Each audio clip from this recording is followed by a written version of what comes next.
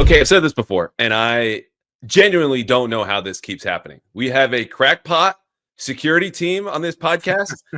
No one is to be trusted to do their jobs. I guess everyone took the holidays off because as hard as we try and as many firewalls as we put up and stop signs and please don't all cap text, Mike Giardi of the Boston Sports Journal is back, folks.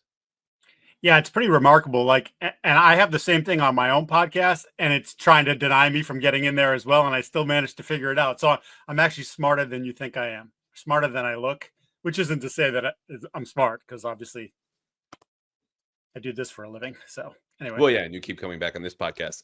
It's been a while since you and I hung out in this space, since I've been in this space. Hope everyone had a lovely holiday. I texted you as much yesterday, but you've deleted that, as we've since learned that you tend to delete texts and don't know where they come from sometimes. And I still don't know what to make of that behavior. I can't. I mean, it's with everyone. I think, honestly, like right now, if I were to look at my phone, well, I just got a text from my boss. Andy Hart just texted me. Don't respond to either of them. My kids. That's it. There you go. There's four threads. Okay. And the top two will be gone immediately. I mean, what do I need to keep Andy Hart's text for? Come on. No. All right. It is late Thursday. Patriots have a game in less than 48 hours. They're playing the Chargers Saturday, 1:00. We're going to do our typical 3-2-1, 3 matchups, 2 keys, one wild card thought breakdown here a little bit with Mike Giardi. But I want to do a little bit of catch up because the Patriots lose 24-14 out in Buffalo, give up the last 24 points. I think that game has been exhausted. I promised folks I would not do a full film breakdown. We're not going to do that today. But I'm curious if you have any leftover thoughts, because Alex Van Pelt, we spoke with today. DeMarcus Covington, we spoke with today. And you get a little questions about that or stuff that's happening in the middle of the week. So I just want to catch up. This is the day for leftovers from whether you celebrate Christmas or the first night of Hanukkah, the food in the fridge, or the content of the podcast. So what are you diving into first? So I had 2 things that sort of were left over from the game. And, my feeling about Drake Maye's performance on Sunday in Buffalo was that it was kind of a meh. Like we've seen him have nearly complete games. I don't know that he's totally put together from start to, well, yeah, maybe he has, but I didn't love the second half. And obviously he was complicit in sort of the unraveling of the football team there in the second half. But when I went back and rewatched the game, those first 2 drives, and obviously they scored touchdowns on both drives, like that's about as well as a rookie quarterback could play in those moments. And I think people look at the booty throw and like, oh, unbelievable throw down the sideline, and he does that so well. But to me, it was let's start with the first play of their offensive series where they run a screen and it's a disaster, as many of their screens to running backs have been this year. And you're playing in a raucous environment. Like he's never been there before. It's cold. Like there's just a lot going into it. A lot of stuff about your coaches. There's just a million things going into this game. And he turfs it. And I was like, under normal circumstances, I probably would just say, that's whatever. That's what the quarterback's supposed to do. But for a rookie in that spot, I'm like, there's that sort of some of that poise that I really like about him and some of the decision-making that I found to be, sort of at a higher grade than most. And then the third down throw on that same first drive to Hunter Henry with Von Miller just absolutely steamrolling DeMontre Jacobs as he did for much of the game and standing there and just delivering a perfect throw when he's about to get smoked. And it was just that first drive and then into the second drive where I think maybe a little bit less of it was asked of him on that drive. They ran the ball a little bit better, but that third down scramble and the spin move to get the first down was something. And then even to just sort of, all right, they're playing off coverage on Hunter on a third down. Like he sees it, I see it, boom, got it. And it was just like, I'm still it was a meh game for him based on what I feel he's capable of. But those first 2 drives are an indication like, that it's all there for him to put together. And when he does put it together, when they get him some better pieces to do it with, like this offense could be scary good. And you know this better than most people because you were up covering that Bills team all the time at the NFL Network. Mm-hmm. But when Sean McDermott got there, it's one of my favorite stats. In 2017, he had 3 seasons where he faced the Tom Brady Patriots before obviously Brady leaves. In that time, Brady had more interceptions than touchdowns against the Bills. And so you're like, oh, the Patriots always beat the Bills, yada, yada. It didn't really turn until 2020. Josh Allen ascends and it's all over. And they run away with the division. That process was happening towards the end. So for Drake Maye, which granted, it's not the same Bills defense. It's a little bit younger, but faster. to do that against a defense that doesn't disguise a ton, but when they do, it's hard to know what's coming, and they pressured him a whole lot. It was really impressive to me. The thing that I didn't love was I felt like it had a compound effect on him, that pressure, which, again, raucous environment. Yep. Yeah, like 4-man rushes are getting to you. The blitz is getting to you. He's 0 for 4 with a sack in his last 5 dropbacks under pressure, but you're trying to play catch up. So I'm with you. I thought the mistakes were more costly than normal, but otherwise a mediocre game where you just didn't get any help. Yeah, that to me stood out. And the other thing that really sort of going back, and like obviously when you're watching it, they're running the ball down your throat. And I just remember like early in the game thinking like they're trying to the Bills were, as I said, Maye was complicit in sort of your decline in the second half. The Bills sort of helped you have some life in the first half. I thought they were way too pass heavy, and that's always been sort of the push and pull there because you have Josh and he's, you want the ball in his hands, but they become a really good running football team. That offensive line is, I think, terrific. And there were points in that game where they just completely dominated you up front. There was I think it was a 5-yard run. I forget what quarter it was. Maybe it was the second quarter, maybe in the third quarter, where literally your entire defensive line was just moved back. God shall all of them, just 5 yards back. He should have gotten more yards. I think it was just so much of a crowd of your bodies that got pushed back that he didn't have anywhere to go. But the way the front seven has played against the run all year has been a problem. 11 of the last 13 over 100 yards, 172 in that game. I think it was 144 the game before. And they haven't solved that problem. And it's obviously, it goes beyond scheme. It's a personnel problem. I thought their front seven against the run was embarrassing is too strong a word, but they got their ass kicked. Well, you know who said it best? And this wasn't my favorite answer from him today. That one went to you. DeMarcus Covington, defensive coordinator, asked about the run defense. Very simple. Run fits and fundamentals. And he's being frank. He's being honest. He's also, as we know, telling on himself because those all point to coaching. And okay, I said we wouldn't do film. Here we are doing film. The 46-yard touchdown in the second quarter, James Cook off the left side. Yeah. Same exact play as you had on the 12-yard gain that started the last drive that ended the game. Outside zone going left. Where's Deion Dawkins? One of the best left tackles in the game. Right behind him. On the last play, Keon White gets kicked out all the way into Lake Erie. And that's an easy one. Or it's turned, excuse me. That was a different play. He gets turned, and James Cook just goes around him. The other one, Taki washed out. Jeremiah Farms washed out. Devon Godchow turned. And it was gone. So it's just basic, simple plays they can't make against other simple plays. The Bills are better. It was a good showing. I wrote after the game, you had the same feeling. Gerard is going to come back in 2025 because it was never that wobbly to begin with. We just talked about it in a way because the consequences could be really dire and significant, right? So you have to talk about things like that, even if there's a small chance. But to me, if you're someone like the Crafts who want him to come back, you look at that game and go, oh, that's progress. Yeah, of course we'll bring him back. And you know what? Yeah. That's only fair to see what he's got and give him a better roster to see if there is that potential as a head coach. Even if that potential, this theoretical thing, is still the best argument for keeping him as a head coach going into next year. Yeah,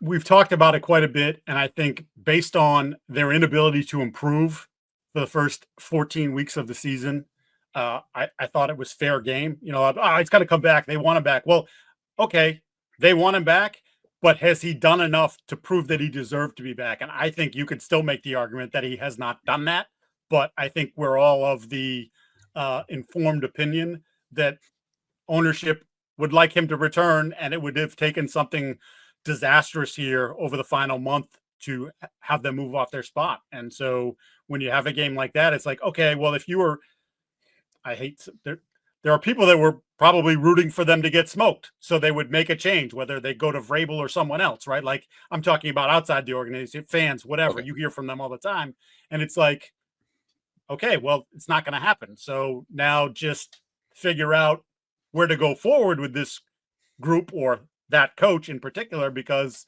like I said, I can't see it happening. No. And that's the bottom line. It doesn't matter what you think. It doesn't matter what any fan wants. It doesn't matter what I think. It's what the Crafts see, what they want to see. And we all know visibly, and this can be sometimes too big of a deal of what it really is. Like things that we think we see on the outside. The visible exasperation on Jonathan Kraft's face against Alex Van Pelt. Notable, though, that the Krafts did not go talk to Alex Van Pelt after that happened, as he told us a week ago, but we're doing a lot of rehashing old stuff. Let's move forward.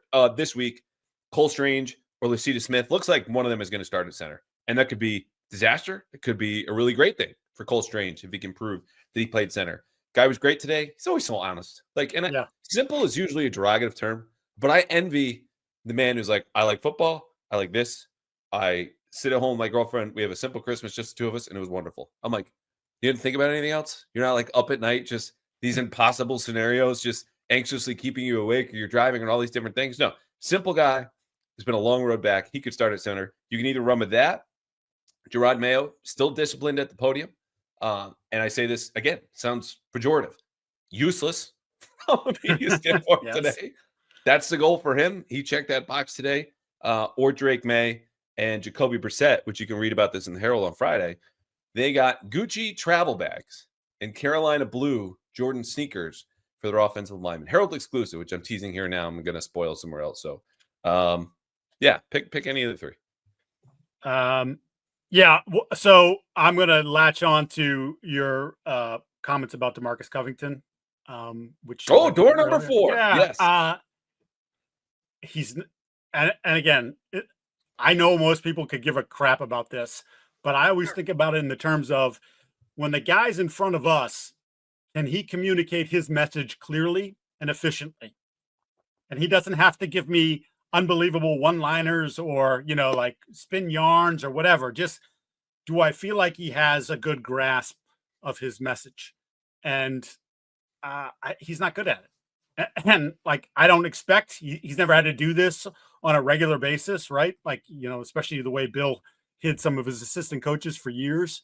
But I just wonder what it's like in the room. And I've talked to guys about it and they back him. It's, but I don't expect anything different. I asked him today if they figured out, as you teased, talking about Marte Mapu, who had a relatively nice game, although I gave him a thumbs up, thumbs down because the interception thing was just so boneheaded that I can't overlook it. But they've talked about not necessarily knowing where he best fits. In fact, Gerard Maye told us that in the preseason, like, we're still trying to decide where he is, what he does best for us. And so, okay, he has this relatively good game. And I just like, do you feel like you have a better handle on it? And he's like, he's a good football player. And I smiled and I could have said like, well, if that's the case, then how come he didn't dress for like 3 straight games? Like, it just was one of those things where, I don't know, this is a weird disconnect. I don't quite understand. I don't quite understand why the answer had to be that, but that's inside media stuff, I guess. It is, but I think the way you started of this can be, and it's not always, illustrative of how do you just generally communicate. It's easy enough to command a room, which I've said this before, and it's not a knock on any of the colleagues specifically. It's just the way that this business works. Subconsciously, or some of them overtly, rooting for the team. Like, we're not that hard to win over. And so if you have an issue doing that, then are you commanding a group of alpha males behind closed doors? Now, you could counter and be like, well, why the hell does he think you have to win? He has to win you guys over. I'd be like, that's fair. But the thing is, you can do bad press conferences or you can have bad play.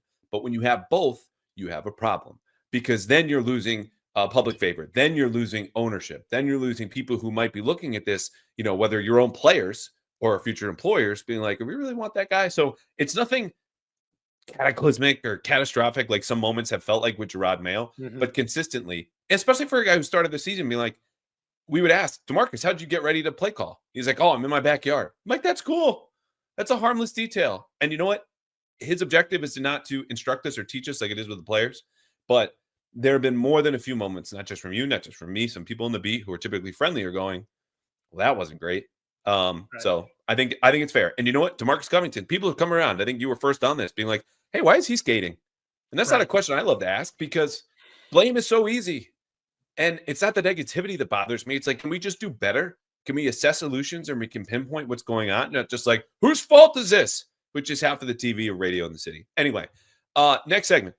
This is a question I struggled with a little less than I thought. I'm curious what you're going to say.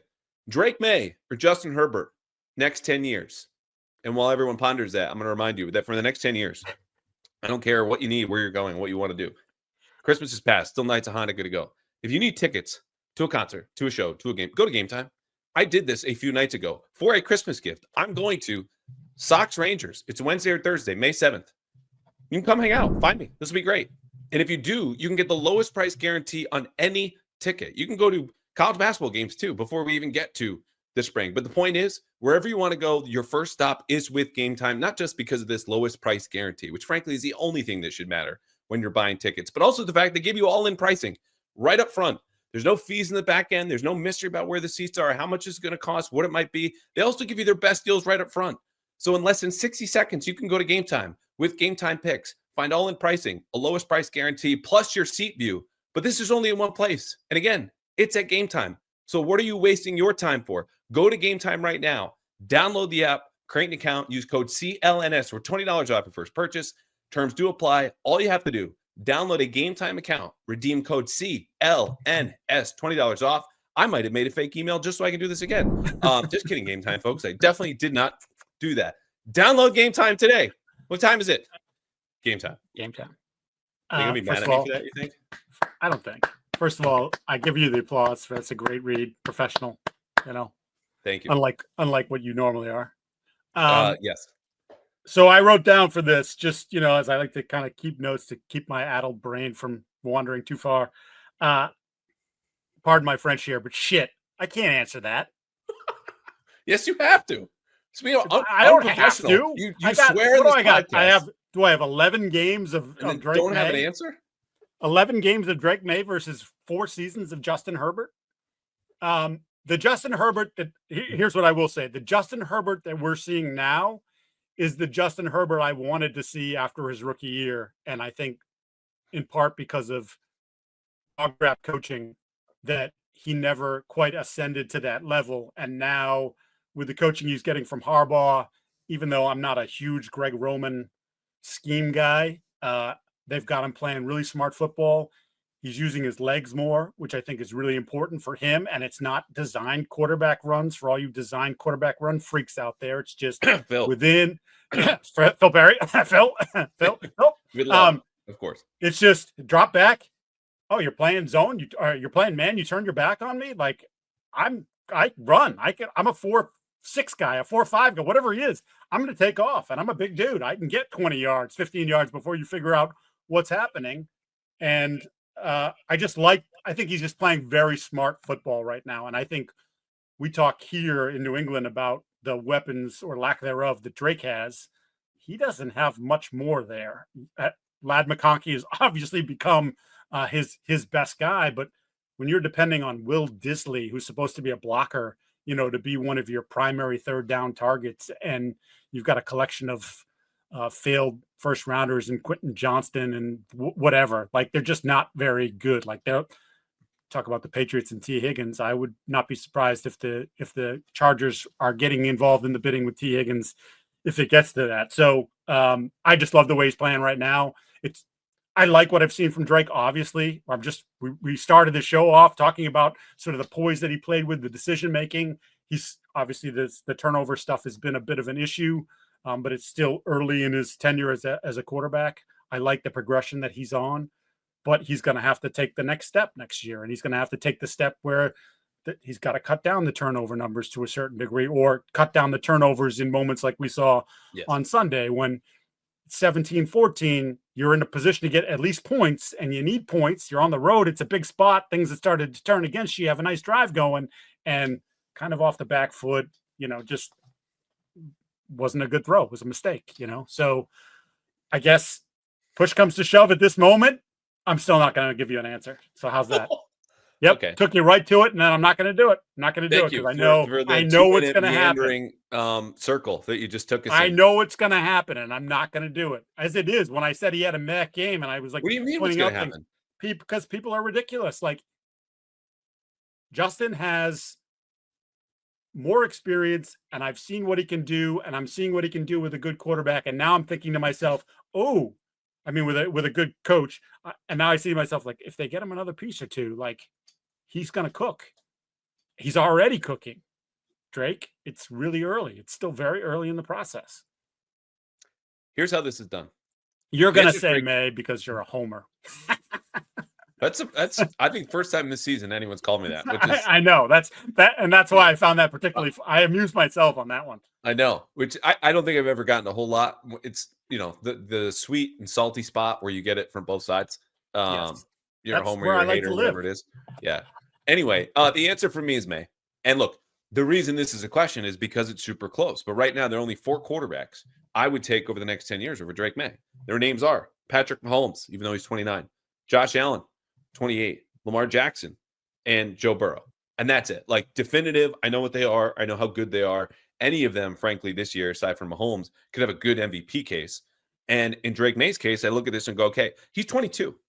Justin Herbert's 26. And Justin Herbert perennially is one of the best quarterbacks in the league, regardless of what you're talking about, situation, coach, offensive line, and receivers. A testament, a quarterback you can win a Super Bowl with. There's no dismissal or discount or anything bad here. Okay, we're doing separation of tiny, tiny degrees, projecting future greatness. But right now, we want to talk about degrees. Drake Maye ranks 14th by ESPN's QBR, all-encompassing modern passer rating. Unlike passer rating, counts for sacks and scrambles and fumbles. Oh, and game situation, kind of important. With the same rating down to the first decimal point, I think it's 58.6. Justin Herbert is 15th. So right now, they're tied, or Drake is a tiny, tiny, tiny bit ahead. Just like he's a tiny, tiny, tiny bit ahead on CPOE, completion percentage over expected, which all that says is we can tell how difficult the throw is based on the location of the defenders, the speed of the receiver, location of the field, etc. 70.6 if you want regular completion percentage to 67.5. He also boasts a higher touchdown percentage as a passer.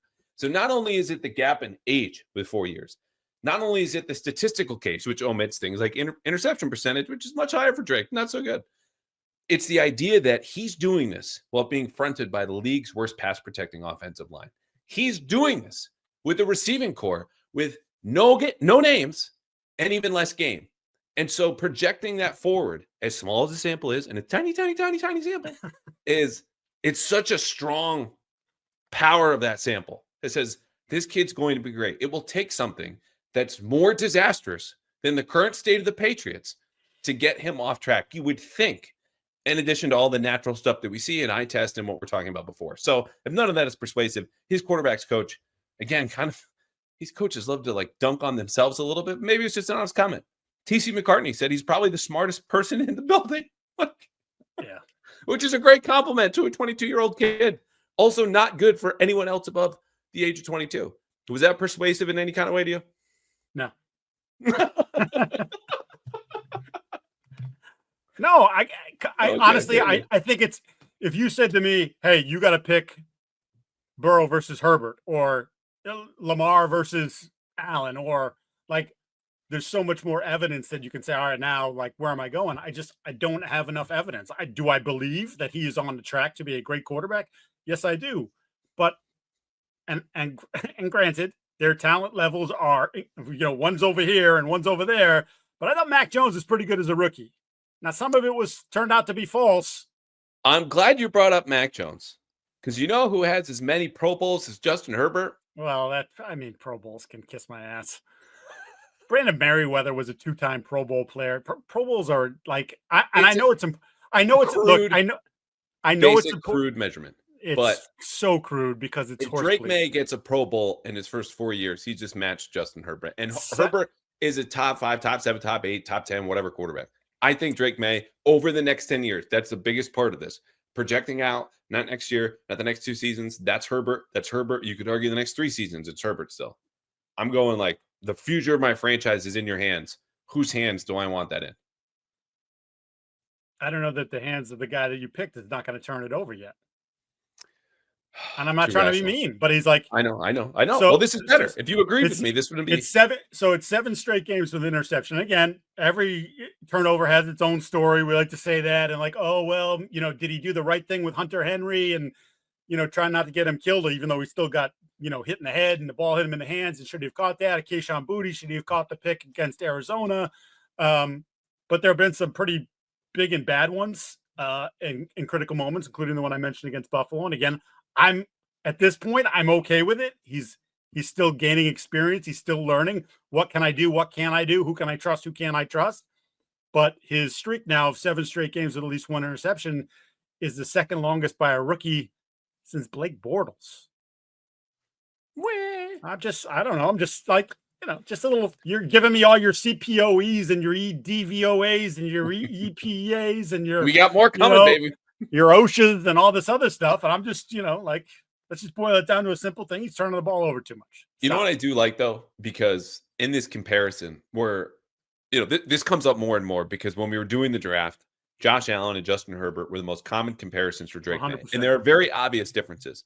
Drake is smaller than both of those players, where he can still be mobile and run either by design or scramble. He's just not going to take the punishment that both of these guys are. But the best way it was put was it was closer to Justin Herbert's body with Josh Allen's YOLO, I'll show you brain.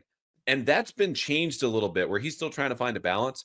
But it's just interesting because I think even going head to head against Josh Allen, whom he outplayed for 2.5 quarters, and look, no one's hanging a banner except in my office for 2.5 quarters. I don't know. It stands out. And to see them side by side, as much as they're never on the same field, this is never, as it's most commonly put in the media, this quarterback versus that quarterback. It's still fun. And so, I don't know. Some of us like fun. But others like to fire people. So let's do that. Are you ready for this? Awesome. Yeah, this is going to be great. Two questions. Well, it's not yes. Okay. I'm going to separate myself from that yes, comment. Never great. And this is not being the nice guy or reporter. It's just to say, this is a shitty part of the business, and we all have to live it, either coaches on the receiving end or cover it and speculate as we have for weeks. But I think the people deserve to know. So this is what we have. Number one, and then after these 2 questions, we're going to get to the game. Number one, if you had a bet today, I'm going to ask for 2 most likely coaching staff changes this offseason, which I would bet happen the week after the season is over, maybe even that Black Monday. Okay, so if you had to bet 2 most likely coaching changes, and then give me any and all, as many as you want, staff changes you would make personally if you were in charge. So I continue to, and I've been beating this drum for a long time. I think Alex Feld is going to be the sacrificial lamb here. I don't think if you're going to run back Gerard, which as we've talked about, we believe that's happening. They're not going to run back the same defensive coordinator and the same offensive coordinator. And while Alex's relationship and hand in developing Drake certainly should be accounted for, perhaps more than I think it's going to be accounted for, I think what you're seeing is, and what you saw in that little snippet of Jonathan Kraft, is most owners don't know what the hell they're looking at. Actually, most people don't know what the hell they're looking at. And I'm not sitting here telling you I know everything that I'm looking at when I'm watching the games. Like, I can tell you I think it's this coverage or that coverage, and I've studied and da-da, but like, they're in the room. They know what the play call is. They know what's happening. I think owners can look at it and say exactly that when they're looking at defense. What the hell am I looking at? What's an inverted cover 2? Why? No clue. The double, they don't know any of that stuff. But when they look at offense, they don't know anything about that either, but they can say, oh, we should have run the ball, or we should have thrown the ball. And I think you saw it in that moment, and I've made a passionate defense of that moment in particular, the 5-yard loss by Antonio Gibson on that oddly designed, was it a draw? Was it an inside? Was it somebody on the wrong side? I don't really know what happened. More evidence. We don't know what we're looking at. There it is a minute later. However, your left tackle got his ass kicked. Your left guard got his ass kicked, and your center literally got his ass kicked to the point where he was pushed back into the running back who had the football. Now, he can say that's a crap call, but I would 100% guarantee that is not how they drew it up, and that was not what was supposed to happen. But when the 3 guys at the point of attack get absolutely emasculated, somehow that's the offensive coordinator's fault. Like, they did such a bad job in the offseason. This is an overriding conversation that we've had for many. We're building this roster and building pieces and creating some competition, like high-level competition, that they reap what they sow. And that starts with ownership. How much money are we spending? Who are we spending it on? Why do we have $40 million in cap space when the year's over? Like, what did we do here? They didn't do enough, and some of that is evident on the football field every single week. And I just think that when push comes to shove, ownership's going to say, hey, Gerard, they ain't all coming back. You hired DeMarcus to be your DC. Elliott hired AVP to be your offensive coordinator. I just think that that's where the part's going to be. Talked also it sounds like you would pick Van Pelt and Scott Peters as your two most likely firings. So I think they're going to be loath to pull the trigger on offensive line again. It's been not that it hasn't been a revolving door at offensive coordinator as well. I just think that the AVP situation is going to be critical. And then to me, that's where maybe Scott Peters is put on hold. Who's going to be the next OC? Do they have someone they want to bring with them? And I'm sure they already have people in, names in mind. There's probably already a short list of people they want to talk to. So that would be, to me, sort of the direction. And I would say Tyler Hughes, the wide receiver coach. And I once again, I'm not sure that I'm not defending Tyler Hughes. I don't know if he's a good coach or not. I know what room he's working with is not very talented, and it hasn't been for years now. So this is again a recurring roster build problem. But they're going to look at it and say our second round receiver and our fourth round receiver either couldn't get on the field, or when they did get on the field, they were incredibly ineffective. And are we going to admit that that's our fault because we chose the wrong guys, or are we going to just say, you know what? Let's remove this piece and put a new piece here and see what happens. Yeah, the starting point of all of this, and it's not fairness, it's not ownership, it's not connections, it's not a lot of stuff we're about to revisit. It's 3-12. Okay, It's a first-year head coach who did not know everyone that he was bringing in the building. It took a leap of faith, and this happens a lot with first-year coaches, first-time head coaches, and then you figure out, I don't really like this guy. Yeah. He's not that good at his job. And maybe I can work with him, or certain things arise that you obviously can't foresee, and you adjust and move forward. And Gerard Maye hinted at this before the bye about when we're asking, how are you going to spend the bye week, yada, yada, mentioned looking out the front windshield, which he said again this week. And following that comment, those exact words, front windshield, because before the bye, I was like, well, we're always focused on football, but we got to look out the front windshield, the things that are going to come up fast, meaning once the season's over, boom, we got changes to make. So fast forward, this Monday, he says the start of that same comment, we have to look out the front windshield, what players we want to keep, what coaches we want to keep. So this is not personal to anybody. This is business. And when you look at the business of the New England Patriots football team, wide receiver and offensive line have been the worst position groups on this team, even if they've been among the most difficult to deal with, either because of maturity issues with the receivers, injuries, meddlesome probably bosses dealing with offensive coordinators, or maybe Mayo himself and Scott Peters' issue. But the bottom line is they didn't develop. They didn't produce. And you could argue both are the worst in the entire league. So when you get to firing, it's not personal, these guys, who I think it's worth noting. Like, I don't know about you. Every interaction I've had with Scott Peters, every interaction I've had with Tyler Hughes, Van Pelt, like, very professional. That matters to me. I'm sorry. Like, it does. Oh, yeah, no, 100%. 100%. Like, look, Alex obviously hasn't hit it out of the park as a play caller. Like, we can quibble with the play calling and the different things. And again, people think they know more than they do. He talks about like sort of knowing your personnel, and there's certain things we can't do. He mentioned today to you, right? What 10 to 15% maybe of the playbook that they haven't fully gotten to, and I think that's in part because saving it for year two. Yeah, we know we can't do that because that guy can't do it, or we can't do this because he can't do that, or we don't have enough people to make this happen. But I think he actually deserves to be back. And we're not talking about DeMarcus Covington here because I don't believe DeMarcus is getting fired. But if you're asking me of the coordinators who's done a better job, I think it's hands down Alex. I think Alex can at least say, hey, yeah, I know the kid's talented, but like I've cleaned him up a bit and I got him thinking pretty good. And we're not making, the error repeater thing, which is obviously, again, on him, but also these are the things that we're going over every week. These are the things when we talked about him sort of, there was a stretch there where he was leaking out of the pocket, right? Where pressure wasn't there and he was actually hurting his tackles. So they don't need any help being hurt, but he was getting out of the pocket too quickly. They recognized that. We talked to Alex about it. And then the next week, guess who wasn't leaking out of the pocket? It was I told you can't do this. You started to get back into it. Let's clean it up. And now he cleaned it up. So I think he's been able to reach his guy. I think his guy appreciates him. I'm going to have a problem with it when they do it, but I think it's going to happen. Whereas DeMarcus, again, tell me what's gotten better on defense. You haven't been able to fix any problem. You've had some questionable game plans. Okay, so you finally had a good one against the Bills. Well, where was it for 13 weeks, 14 weeks? Like week after week after week, it's just been like looking at the same thing again. And obviously, personnel matters into that. They don't have enough good players on that side of the ball. But when you're playing the Rams and Sean McVay goes, "Oh, you're going to keep Gonzalez on the boundary?" Well, then here's what I'm going to do. I'm going to motion away from the boundary, my good guys, and leave Tutu Atwell and Demarcus Robinson over there while Puka and Cooper Kupp slap you around and you don't do anything about it. Like that to me is just like, that's a game maybe you could have won. And that to me was a little bit of coaching malpractice. I agree. I think, look, when it's, again, the starting point is the bad football.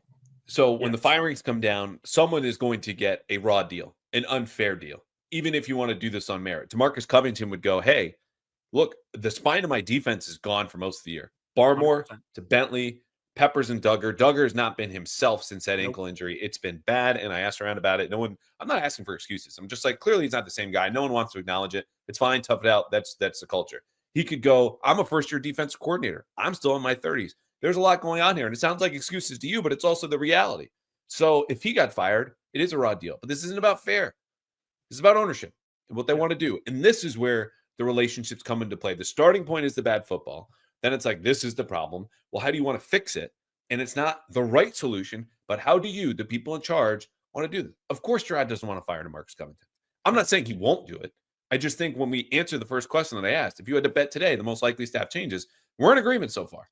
Van Pelt, Tyler Hughes, maybe Scott Peters, and some other position coaches, which defensively, I think some changes have to be made. Sure. And Jerry Montgomery and Drew Wilkins, Dante Hightower are the only new assistants there. Hightower's not going anywhere, I would imagine.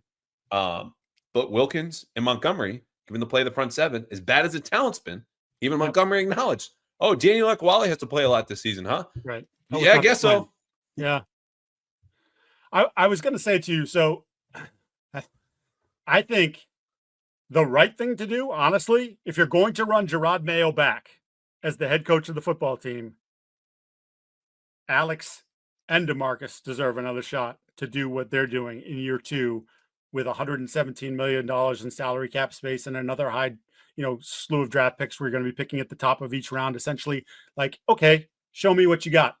Because if I'm going to run it back with this guy who's inexperienced and not getting it done in his first year as head coach, I should give you the same luxury, if you will, of same opportunity to do the same that he's going to get. But that's not how it works. You're 3-12, and firing the defensive line coach and the wide receiver coach is not going to satiate ownership. It's not going to satiate a fan base that is pretty unhappy with the direction that things have gone, obviously, for the last multiple years now. So, yeah, it's the fall guy factor. There's going to be guys that, whether they deserve it or not, are going to get their jobs taken away from them because they're not going to run back the entire group again after, at best, 5-12, most likely 3-14 or 4-13. So, okay, that answers the second question. Staff changes you would make. You're saying bring back the coordinators. That would be, I think, the fairest outcome. But again, this isn't about fair, and people want to fire them. I understand it. I think when you look at this from the perspective of like, okay, not just them and their situations, but the offense's evolution. Like, there's a case, hey, Alex Van Pelt fixed him. This is a ready-made quarterback, scheme-proof. He's good. You can hire the next guy. I would say I want my rookie quarterback to have some continuity in an offense. So, like, they're not winning the Super Bowl next year. They need to do better. And we've seen this offense, this system in Cleveland, granted with a much better offensive line, finish top 10 in scoring. Like, it's possible. Okay. So if that's your goal, you can do it, but you need to replace the coaches around you. I would let go of some of the offensive assistants. I want to streamline that operation. I do want more coaches on defense in terms of the changes I would make. I'd consider a change of defensive coordinator. Like Patrick Graham, probably going to get let go in Vegas. If he's up to come back, I have a hard time thinking he's not an upgrade over DeMarcus Covington, which again, it's not personal. The Raiders last year were 9th in scoring defense. This year, obviously, it's bad. But the starting point is talent, like you said. But when we asked the question about what would you do else on staff, I think those are my answers, which I want yours in a second beyond the coordinators coming back. I threw this name out. It wasn't reckless, but it's just like speculation. Guy's at the end of his career. He's local. He's a senior offensive analyst at BCU right now because he's tight with the head coach. Doug Marone interest you at all as like a ex-head coach? Give you some consulting? Worked with the offensive line before? I have no idea if he wants to come work for Gerard Maye or be the offensive line coach here, but that's a name. I think Doug is actually a pretty good coach. It turned Yep. out to be at the end of his tenure at Jacksonville as a head coach, not so great, but went to Alabama for a year, right? Coached the O-line there. Like Yep. he is well respected, well regarded. He's a good people person too. Like, and again, but he's got the O-line hard ass thing to him too. So it's not like, oh, we're bringing in another sort of players coach type thing. I think he's a smart guy. I think that couldn't hurt to have someone with head coaching experience in the room and in the meetings every day and involved with things every day. I know there's some, Ben McAdoo has been a head coach before. There's just remains to be seen how involved Ben is, daily with what's going on. I think they could use more voices. I think that's where I'm looking at too. If I had my way and I brought the three guys back, if that's what like if you're bringing Gerard back, I said bring the other two guys back, then I'm looking to poach guys with a lot more experience to be on my coaching staff. And if I can get a head coach or two on my staff, either as an associate head coach, whatever you want to do, position coach. Associate head coach, offensive line coach. Yes. And that's a pay raise. It's a bigger title. You're back in the league, no recruiting. Yep. Which, granted, who knows what Bill O'Brien would tell him about working in New England recently. Not as great as it used to be, but. No. And, look, I don't think Bill and Gerard were in the greatest place when Bill left to go to Ohio State, then BC. So, yeah, there could be some. But, hey, does Doug want back in the pro game? Does Doug want to be coaching every day? Like those sorts of things? Yeah, I'd make that phone call. Last one, and then we'll get on to the game.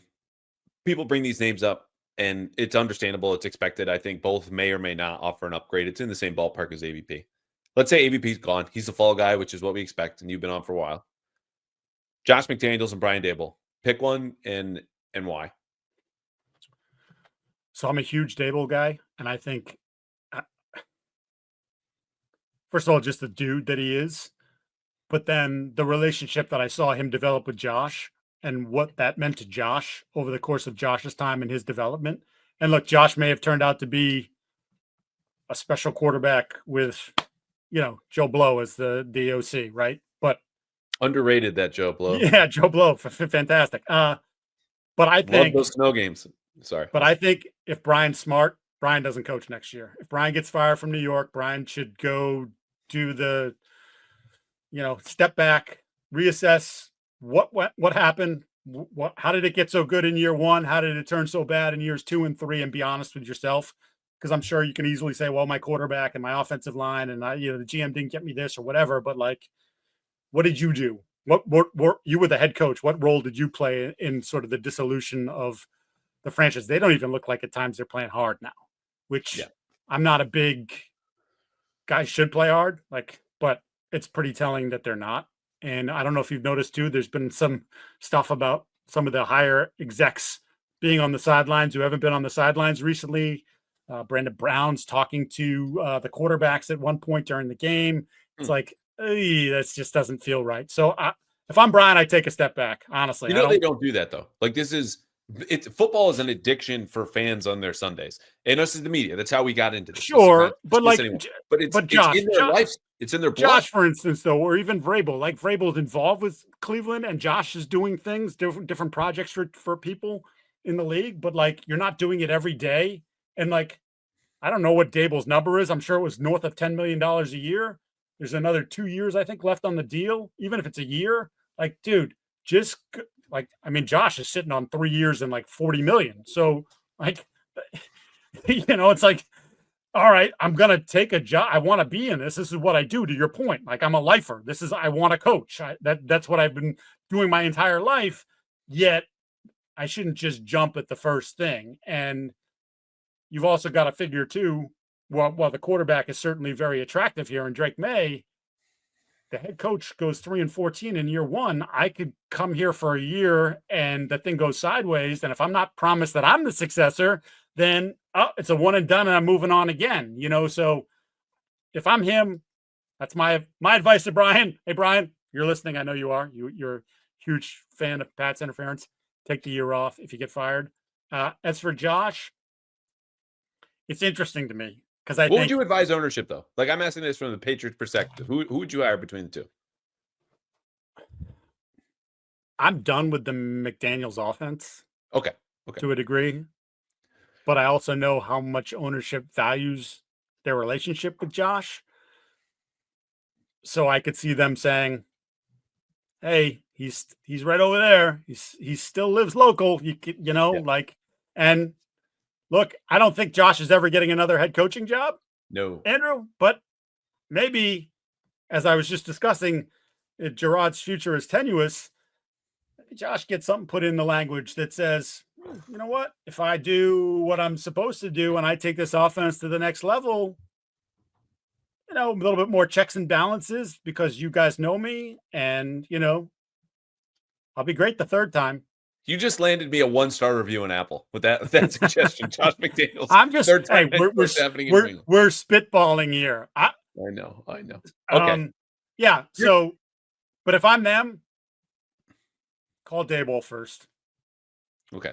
Well, if Brian Daboll instead takes your first suggestion, just hang up the phone, go to the beach, bop around, visit programs, I'd like to offer him my own advice. Play some Prize Picks. Okay, it's fun. Prize Picks is Nice. great. Well done. Again. It's America's #1 daily fantasy sports app. And Christmas is over. It's December 26th. But Pickmas, yes, Pickmas is still going on. So I don't care if you're watching football on Saturday, if you're going to watch football on Sunday, if you're going to watch football. We actually don't have any Monday Night Football, I don't think, this week. Or in the playoffs. Watch with Prize Picks. This is how simple and easy it is to win real money while you watch sports.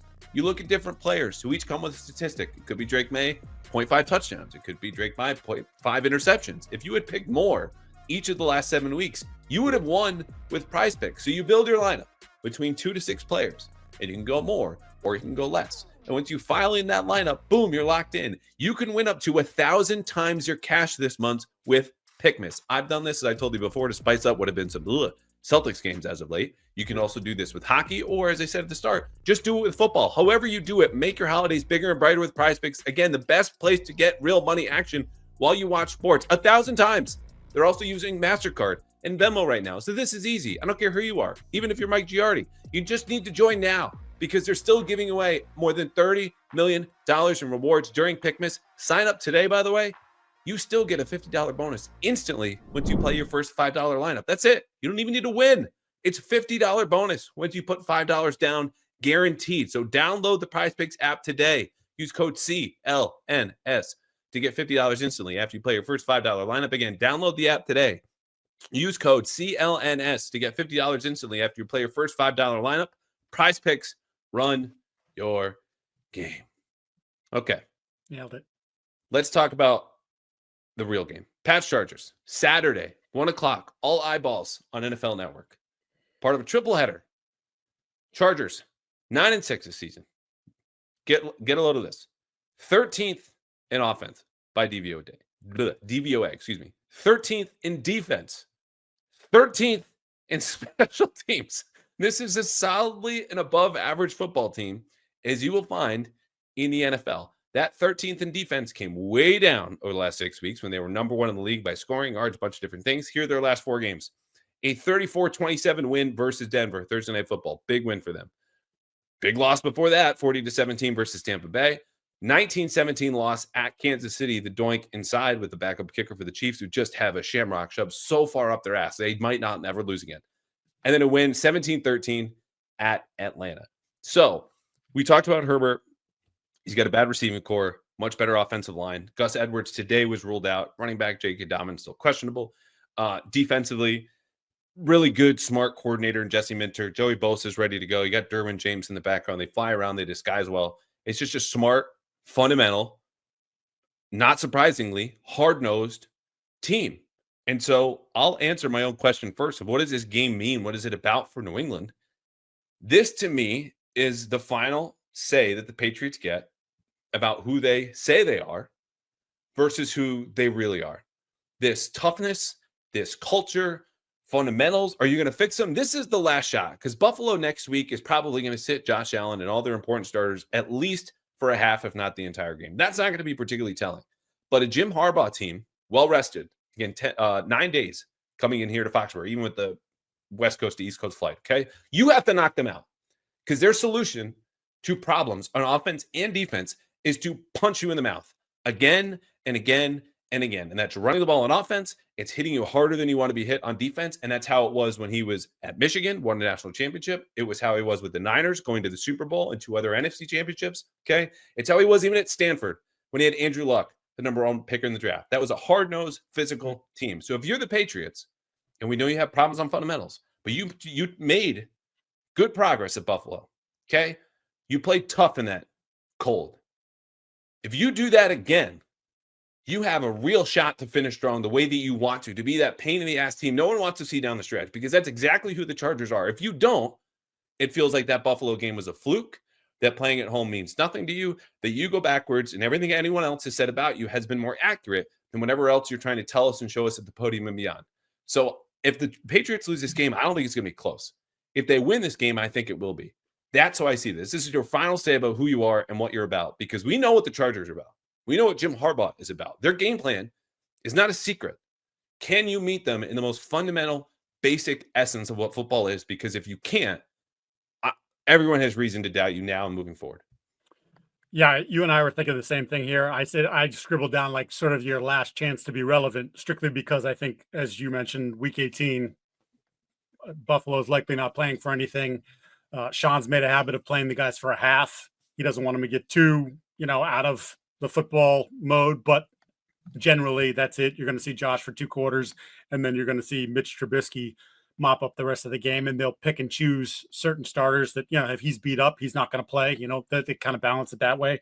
And that's sort of been his MO for the last 4 or 5 years, as they've been one of those teams that either is vying for a bye or is in this position where, they're going to have home field in the postseason, at least for a round. I love the toughness aspect of this, because that's who they told us they wanted to be at the beginning of the year. That's who they were in Week 1. That's who they were in part in Week 2. And then, no. Yeah. Especially defensively, stopping the run. They're just not, they don't do it. They don't do it well. Greg Roman will try you over and over and over again in that regard. Harbaugh wants them to do that in that regard.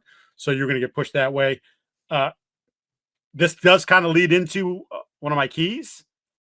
Can I go there? One of my keys? Well, we got 3 matchups first.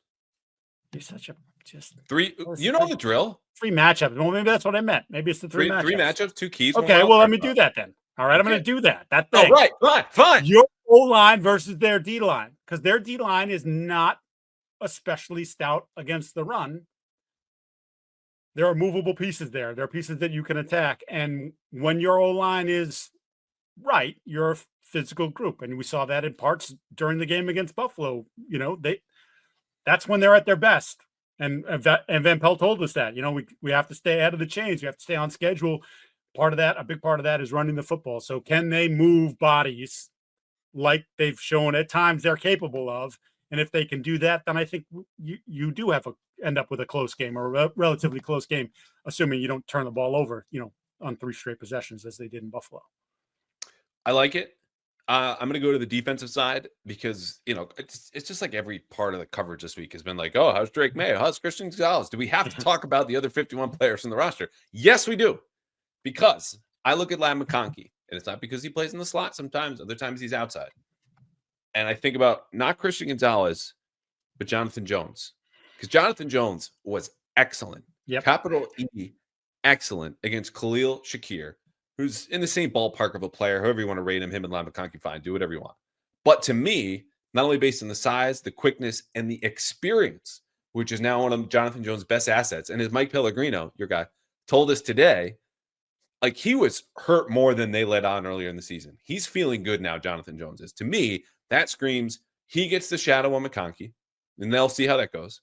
And Gonzalez is obviously going to race, whether it's Quentin Johnson or Josh Palmer, because they've become a little bit more cognizant in recent weeks of size when they're determining those matchups.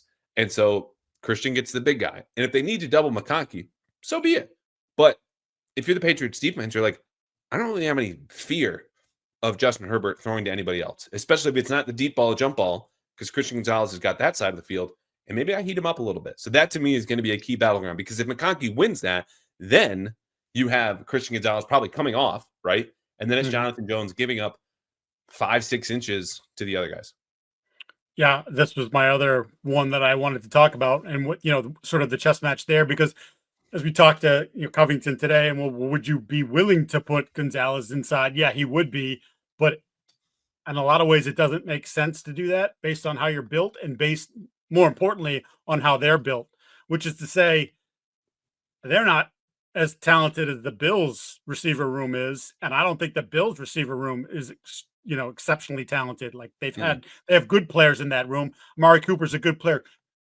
Coleman's gonna be a good player. It has moments, right? Shakir's been their best receiver, but he's not a 4-3-8 guy like McConkey is. So here, take McConkey, to your point, try Jones on him, double him if you have to, but I trust my guys on the outside to defend whoever it's going to be, and that I can win the majority of those battles, and allow me to play man again and get a little creative in terms of how I pressure Herbert. So I think that's going to be a key thing. And let's be real here. There's been a lot of noise about your receivers that you drafted when you could have sat there and taken Ladd McConkey at 34. Instead, you trade back with the Chargers. They get McConkey. And as I wrote today, just to confirm for everyone, again, McConkey almost 1,000 yards receiving, 69 catches. Nice. Missed at least one game, maybe two. I forget. I meant to look it up. I know he missed one. Jalen Polk, 12 catches, 87 yards. Javon Baker, as I put in my piece today, he and Blutarski from Animal House have something in common, 0.0. And that is the number of catches and receiving yards that he has. Of course, Bluto was the grade point average, but it hasn't happened, right? It hasn't happened, and it would appear that it's not going to happen, at least. I mean, I guess there's two more chances at it. Maybe something happens in a positive direction, but like, I gotta believe that they know in the building, we picked that guy. Like, let's not let that guy come on our field and have 10 catches for 120 yards and a touchdown, because that's just going to make it all the more worse. You're just going to have to hear that noise over and over again. You picked the wrong guy. You picked the wrong guy. And look what the guy just did to you. Like, I would think that plays a little bit of a factor somewhere. Last matchup, Derwin James versus Hunter Henry. Old teammates. Hunter Henry, we know, is going to be the binky for Drake Maye. He's the tight end. They're good friends, all this different stuff. And works the middle of the field. Derwin James also will be all over the place, as we know. I mean, he always has, regardless of whoever's running that defense. Jesse Minter's done an excellent job, but they're going to need to find him. And when they're singled up, that's a matchup Hunter Henry has to win, because Drake Maye is going to be going to him. All right, you're very eager to get to your keys. Or your one key. One of my keys was neutralize Derwin James. Okay, wow. Like, I'm stealing all your stuff today. Yeah, well, I just we're like mine's. Unfortunately for you, your brain started to work like mine. You're in trouble, buddy. Well, I, to my credit, have been saying these things first, and then you're like, "Oh, well, I was going to take that." So we don't really know if we're the same. We're thinking the same things. I think you might be copying and pasting. You're aggregating my podcast in real time. I have enough of that happening on Twitter 2 weeks later, where credit some folks who have been on this podcast, and I answer his mailbag questions all the time, do a good job with the full quote of Jalen Polk, not a bad guy, gracious with his time. Just when I see him a lot, it's isolated. I'm a little worried about him because I want him to talk to his teammates and have a good time. And other people are like, "Oh my God, Jalen Polk doesn't talk to anyone." And they just rip the tweet, and there they go. So thanks, Carlos. Well, thanks to nobody else. I wish we could. I meant that sincerely. It sounds like I'm being facetious, but I there's a good way to copy and paste in there, or not so good. Anyway, how do you neutralize Derwin James? I think it's a combination of things. It's like we always talk about with the edge rusher. Sometimes you got to run at him. Sometimes you got to run away from him. You got to keep him guessing. There's got to be misdirection in there. You've got to hit him with a bunch of different things so that, we always talk about can you put a quarterback in the blender? Well, this guy is so important and integral to what they do defensively. Can you put his brain in a little bit of a blender, because he's such an explosive athlete that when he sees it and he's confident in it, he's hard to stop.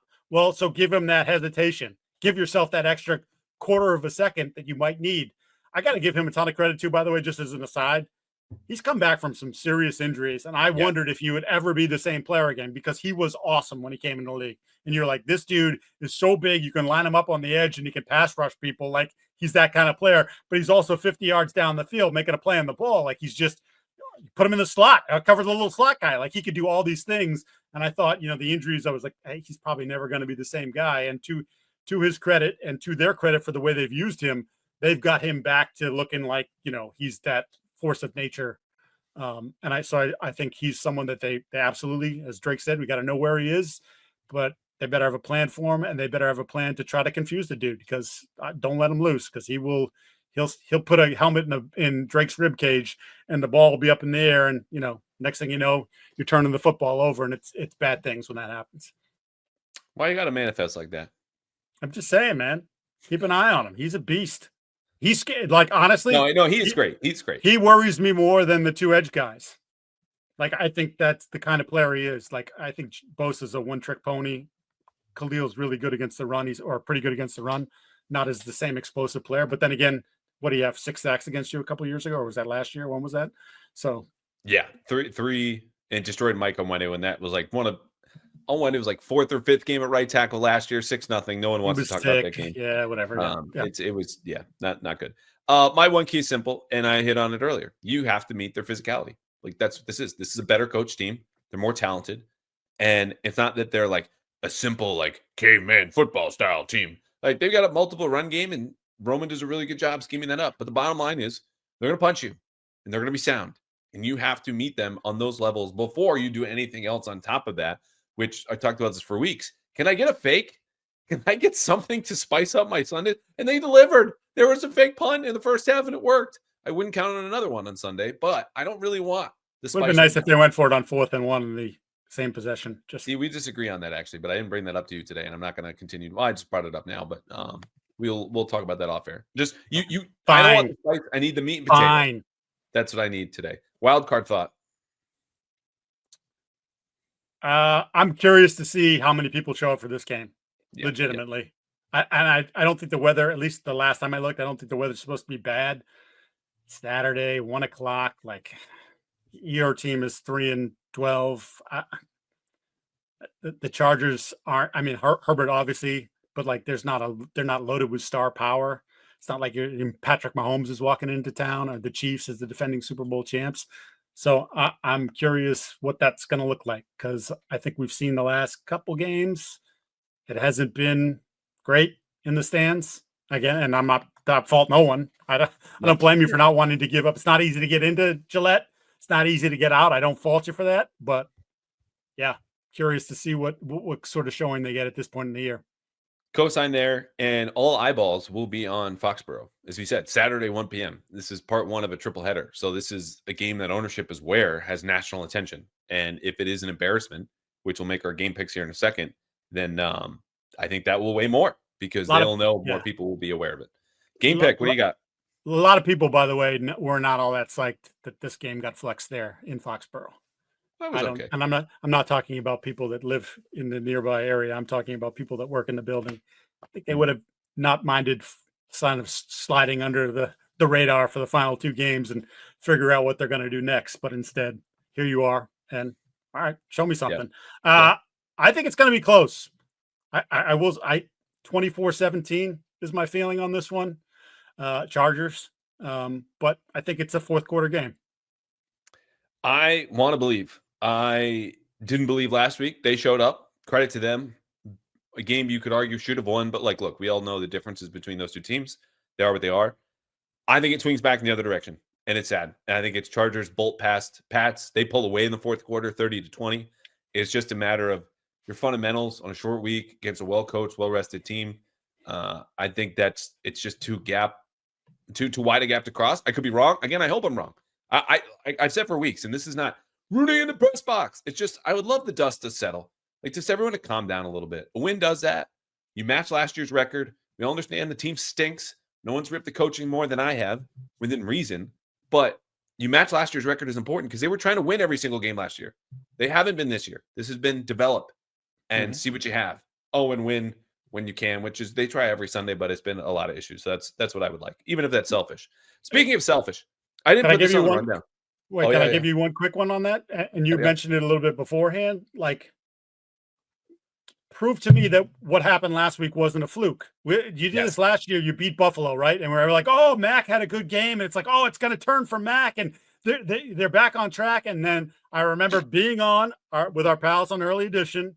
And I was next to Tom and Phil, let quarterback run the football, Perry, and Trenny Kasnerick. And I remember being asked, what does this mean? And I said, it means absolutely nothing if they don't do it again next week. And I got, oh, yeah, it's a negative. I'm like, no, man, it's one game. And we know in this league, one game, you can do things in one game. You can surprise somebody in one game. You can have a team. I think the Bills played a little bit down to you last week. I think they were complicit in the game being close. So you can have one of those games. Okay. Well, now show me that, as Teacher Schweiss has said, and some other players have agreed, others have not, Keon White, hard work works. Show me that hard work works and that you can take 1 week and put it into 2 weeks. And even if you don't win the football game, you play a good representative football game, then I can say, okay, everybody's talking about last week and there's the sign of progress you want. No.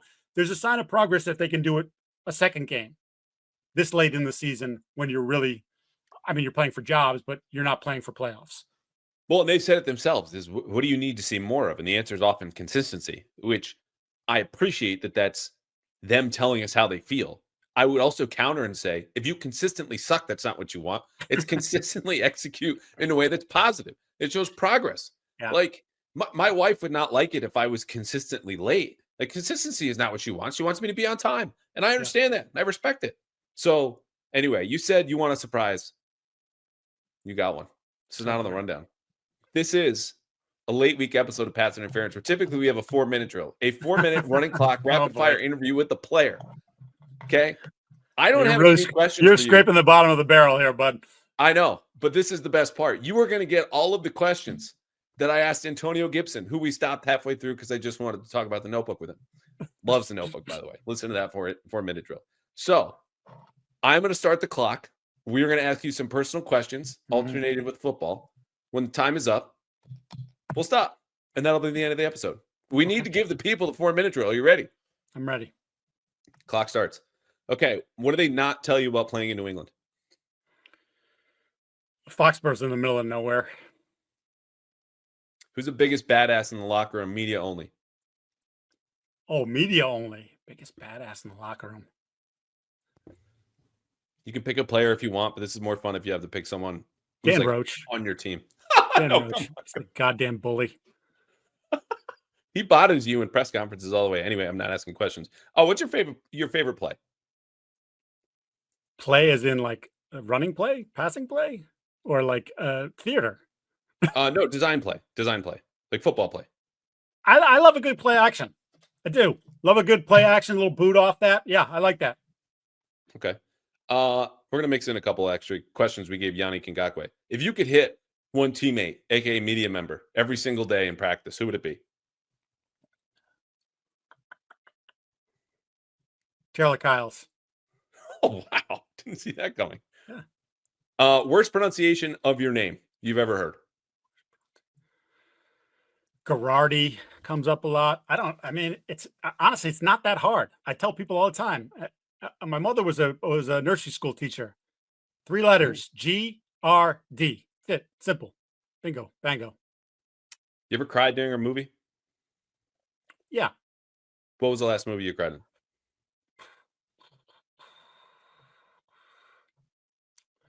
Probably Field of Dreams they're having to catch with the dad. Some people think it was cheesy. I didn't think it was cheesy. It's so good. How romantic is Mike Giardi? Not very. Give us an example. I mean, like I'm the person that would say, just go get what you want. Even at the beginning of your relationship or marriage? No, I mean now it's we're talking like I'm old. I don't have time for that. Most important lesson you've learned so far about covering the NFL? How often people lie. It's a good one. A lot of I can tell you this just as a quick aside. I think I think I probably said this to you before in a private moment. Like minute and a half. I can't tell you how many times someone would give me information. I would, you built this source and they give you information, and then I would sit there and look at it and go, I don't trust it. And you're like, but you developed the source, and this is a good guy, and he gives you good information. It's like, yeah, but why?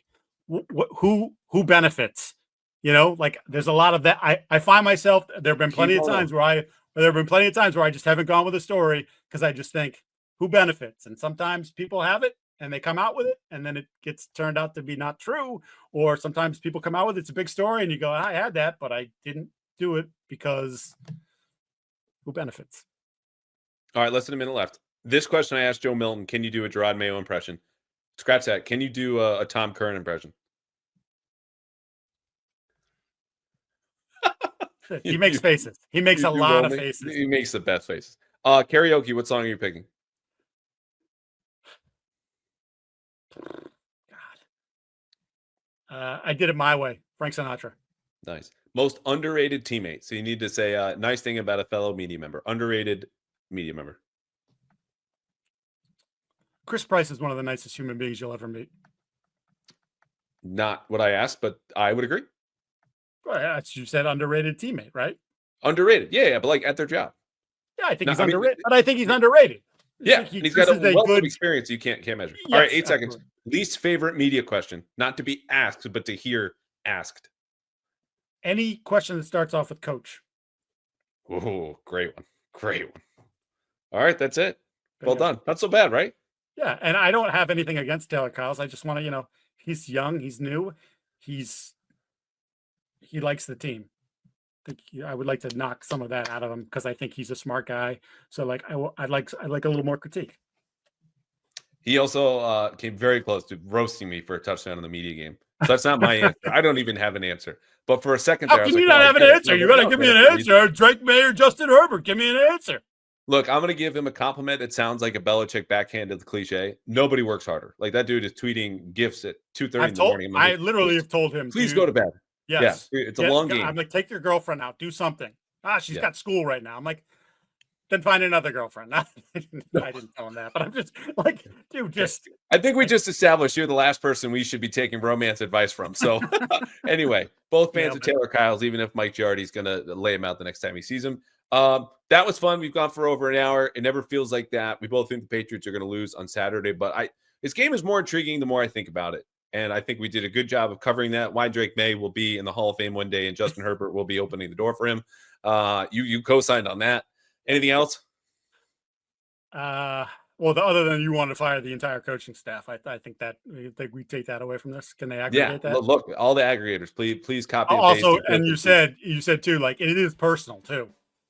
It's very personal. He didn't say that, people. They didn't answer my questions the way that I wanted. Don't care. Thank you, pal. Thank you.